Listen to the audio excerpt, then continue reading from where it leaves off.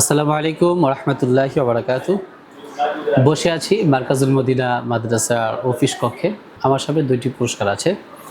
এরকম শত শত পুরস্কার মার্কাজুল মদিনা মাদ্রাসার অর্জন আছে। তো এখানে যে পুরস্কারটি দেখতে পাচ্ছেন সেটি হলো আপনার এসএ টিভির কর্তৃক আয়োজিত জাতীয় কিরাত রিয়েলিটি শো 2022 সালে অংশগ্রহণ করে সিজন 7-এ অংশগ্রহণ করে চ্যাম্পিয়ন হয়েছে। দেখেন আপনারা একটু চ্যাম্পিয়ন হয়েছে।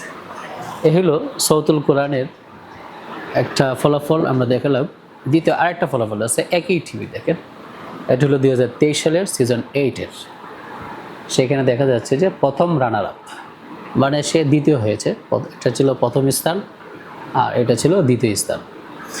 তো মার্কাজুল মদিনা মাদ্রাসা কোরআন প্রতিযোগিতায় অংশগ্রহণ করে তো পুরস্কার আনেই, বা অন্যরাও তো আনে, অন্য মাদ্রাসার ছেলেরাও তো আনে, কিন্তু পার্থক্য কোথায়?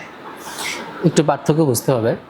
মার্কাজুল মদিনা মাদ্রাসার ছাত্র সংখ্যা থেকে শুরু করে এবং মার্কাজুল মদিনা মাদ্রাসার উস্তাদরা যে লেভেলের মেহনতটা করে, দেখা যাচ্ছে যে আমাদের এখানে লো লেভেলের ছাত্রগুলো আসতেছে, সেই ছাত্রগুলোর পিছনে মেহনত করে এদেরকে এই কোয়ালিটি পর্যায়ে নিয়ে যাওয়া হচ্ছে।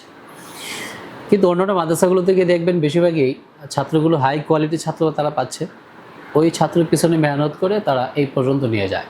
তাহলে আমরা জিরো থেকে শুরু করে হিরো পর্যন্ত নিচ্ছি, আর তারা হিরো থেকে শুরু করে হিরো পর্যন্ত আছে। এই হলো পার্থক্য।